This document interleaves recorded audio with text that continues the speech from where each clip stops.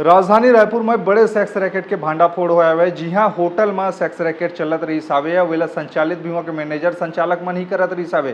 Police ला पता चले रही कि यहाँ जरूर कुछ झोल झाल वाले काम चलत है। ग्राहक बन के पुलिस अब पहुंचिस और मोल भाव करे लगिस कि हम लड़की चाहिए, रात बिताना है इसे करके।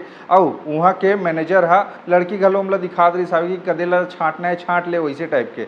पुलिस हा पुख्ता कर ली अपन जानकारी ले कि यह जरूर सेक्स रैकेट चलते इसे और पीछे ढाल ले क्राइम यूनिट की टीम है दबिश दिस और होटल में छापा मार कार्रवाई करी। सब खोली मन में जाग देखी तो आपत्तिजनक हालत में टूरी टूरा मन रहे रहा है।